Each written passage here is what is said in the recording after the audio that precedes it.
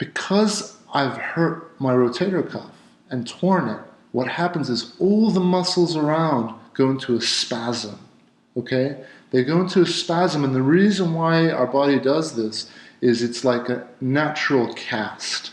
So the spasm happens to secure the area and immobilize it so that it doesn't move anymore, so that it can heal and repair, okay? But the process of that spasming, it's very painful, and it can actually impair your healing and not be a great thing. All the inflammation, the constant spasming, all of this pain and tension and inflammation in there can actually do you more harm. And the longer this spasms and the muscle tightness remains, it can actually lead to chronic issues. So what it reminded me a lot of is fear, and how when we experience something traumatic, like a breakup or a loss or anything that hurts us, someone betrays us, or someone abuses us, or someone hurts us in some way, whatever trauma that we have, whether it's emotional, or mental, what happens is it creates fear. And fear is like the spasm, okay? And like the spasm, it's almost biologically outdated now for the society and the culture we live in. And just in the same way where now when we get muscle spasms, doctors and health professionals try to reduce the spasm, by icing it, or by anti-inflammatories, or by changing your diet, or doing certain exercises to relieve the spasms. Just the same way that the spasms that are being created naturally to try to protect us are actually now hurting us in the long run. It's the same with fear. The fear response is doing the same thing. It's there to protect us, but it's actually causing us more disability, more debilitation in life. For example, we get hurt in a breakup once, but then that fear can be stored in our mind, and it can eventually become instinctual. As I say in my videos, as I talk about, thoughts can become beliefs, and then they become instinctual biological responses. So if you don't deal with fear correctly, through the journaling, or as an example, like through counterbalancing the thoughts, to at least be aware of those fearful thoughts that are saying, no, don't, trust this person because remember last time you got hurt. So if in whatever way that fear is debilitating you, preventing you from maybe dating again, or preventing you from going into new relationships, or preventing you from even going out in the world and meeting people, whatever that fear is doing, it's all coming from thoughts. And the way that we ice or give anti-inflammation to that fear is by countering those thoughts, okay, with productive thoughts.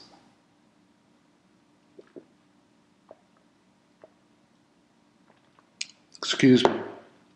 By the way, I wanted to share with everyone out there, again, 2 years, I've been sort of away from my routine and the way I do things, but I don't believe in taking any supplements at all.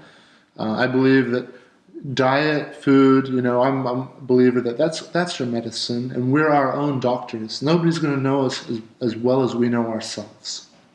You have to be your own life coach. You have to be your own doctor, whether it's from your body, your mind, and beyond. And the only supplements I take every day, I take 3 fish oil pills in the morning and before bed. All right? It's just how I do it. I'm not a doctor, so this isn't medical advice or anything like that, but I came across this from a few people that I look up to and respect, and it has worked for them. A couple of them are quite older, and they're very healthy.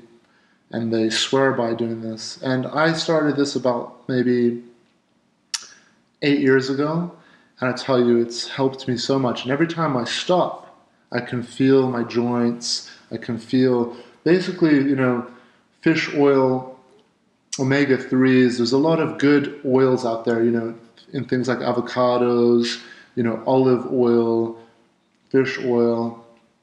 All of these oils, a lot of these oils are excellent for like your skin, for your hair, for your nervous system, for your joints. They're just very good for your body. So I don't take any supplements except for these. Our bodies we're not here to worship our bodies and keep them pristine and, like keep them, beautiful and, I don't want it to it's not like that. I don't see my body that way. I mean, you can do that if you want. There's no right or wrong, but, our body is a vehicle to get things done in life, okay? So I eat and I take care of my body so that it can function well. It's not about, I want to live until I'm 200 or whatever, but, longer life too. I enjoy life, so why not? But you never know what could happen tomorrow. But the point of me taking care of myself is so that I can live every moment until tomorrow, in less pain, with being more able, more capable, for example, just being healthier and taking care of yourself. For me, I found one thing that has helped me tremendously is just being on a plane. Like my plane trip from Dubai to California, that was a really long flight. I think that's the longest flight I've ever been on. It was like 16 hours or something crazy like that. But it was okay. You know why? Because when you take care of your health and you become healthier, and you're able to think in a better way as well. So it's not just physical health, like all the stuff we talk about here on this channel, being able to like identify negative thoughts and then counter them with positive thoughts or accept rather than resist. A lot of people when they're on plane flights, it's very stressful, okay? And they can quadruple their stress. And it can, hurt them physically, make them more tired, by not being able to like deal with the stressful situations, in the way that we're all sharing and talking about here.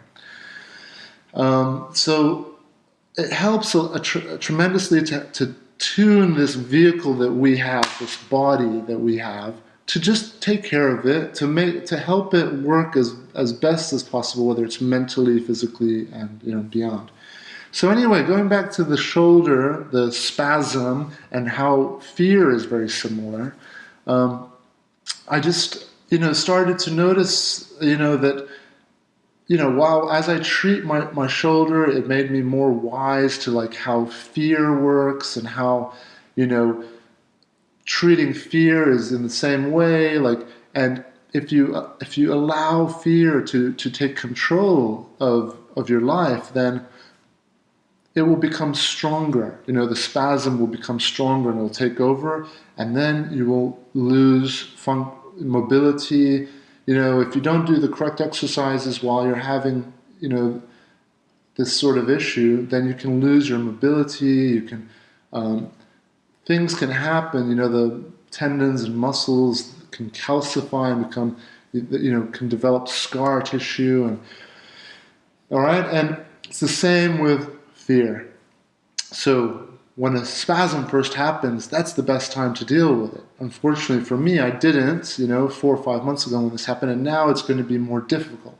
And it's the same with fear. When you go through a traumatic breakup or whatever, that's the best time to deal with it and to heal it, because we develop habits by things that we do over and over and over again. So if this spasm is happening constantly over and over again, my body is becoming programmed to do that spasming in a better way, which is why I have to immediately start teaching my body to do the counter things.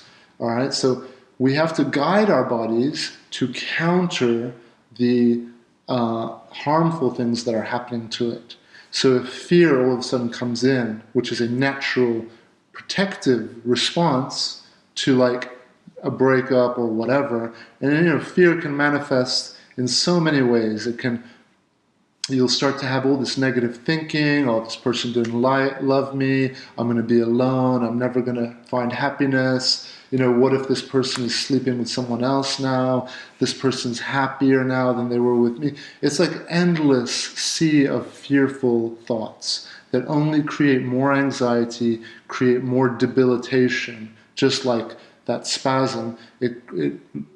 You start to lose your functionality, your mobility in life, your capability, your abilities to do things and to live in a healthier way. I'm not saying it's going to last forever. No way. Even this shoulder that I've neglected for 4 or 5 months, and now I'm finally treating it, I'm extremely optimistic and determined that I'm going to make it, excellent again. It's going to be strong again. It just requires awareness and my attention, and to create those counter habits to the harmful habits that have now developed.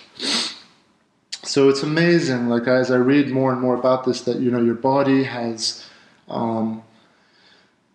the way the nervous system functions is that it learns what to do, and to stimulate the correct muscles is something that you have to do over and over until your nervous system learns it. And, in some of my videos I've talked about how mentally you can program yourself and make habits of good things. All my clients, as soon as I start coaching them, I try to get them immediately onto things like doing your gratefuls or onto counterbalancing.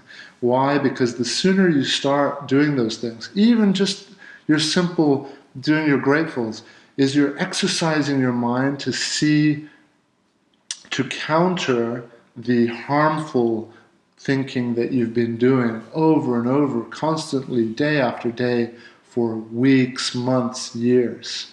Okay? So the sooner you start, then the sooner you start to create those positive habits. And I tell you, it doesn't take long. Our bodies are amazing. As long as we bring awareness into things, we can slow down the negative thinking, increase the positive thinking. And look, don't get my videos wrong here. Like, I'm not saying that we should be 100% positive all the time, and never be negative. No. But you need a balance, fear, love, balance. I am guilty of making fun sometimes of these hippies that are just all about love, love, love, and nothing but love. But really deep inside, they're like bitter, and they're spreading negativity, and they're elitists. They think they're like better than everyone else. So they're like very misguided because they aren't fully awake, fully aware. I'm not saying that we have to be just positive constantly. No. It's okay to be angry. It's okay to be sad. It's okay to be depressed. That's a sign of being a healthy human being. If you become depressed, if you become sad, if you become angry, that's wonderful. Embrace it. It's awesome. Most of us prolong our depression, prolong our anger, our sadness. Why? Because our immediate mental response to that is, there's something wrong with me. There's something wrong with this. I don't want this to last forever. It's going to be more of the thought of, this is going to last forever. I'm going to be depressed now for the rest of my life. I will never be happy again. This is all negative thoughts, okay? And where are these negative thoughts coming from? Fear. And why is fear doing this? Because fear wants you to be in your house, safe, in bed, in a corner of a room where you're never going to meet someone else who's going to break your heart again or hurt your feelings again. That's what fear is there for. It's not a bad thing. It's like trying to put you behind it. It's like, here, get behind me, all right? fear is going to run everything now. Okay? So there's nothing wrong with it. Don't look at it as a bad thing. Just understand it. Understand what your body is doing. It's trying to protect you. It's trying to say, hey, stand behind me. Fear is going to run the show now. We're not going to talk to anyone anymore. We're not going to do anything anymore that might hurt us. But what fear doesn't realize is that that's not actually going to help us in life. That's going to make things worse for us in life. Just as the spasm doesn't understand that that's going to eventually disable me if it keeps doing that. It could turn into a frozen shoulder. There's a list of things that could happen. So there's a reason why we have our awareness, our attention, our mind that can make decisions. Fear is like one of our generals that says, you're the president. And fear is just one of many generals that report to you as the president. And fear will come along and say, sir, I think we need to just take a break and never date again and never open our hearts again. And I also think that you should stay in bed for a period of 10 years. And crying will be a good thing to do as well. Oh, and pizza would be wonderful. And some video games as well. All right, maybe a lot of weed and alcohol too. And if you can get antidepressants, let's get those things too. So that's what fear is going to tell the president. But you're the president. Okay, so you got to sit there and be like, damn, fear. What the hell, man? Relax. Relax, man. I see where you're coming from, but it's a little extreme. Okay? And then you're going to hear from other generals. And one of the great counter generals that we have to fear is love. And love's going to come along and say, no, life is amazing and it's full of experiences and it's okay to get hurt. And, that's what love does. Love is acceptance, okay? Fear is resistance, all right? So love comes along and says, it's okay.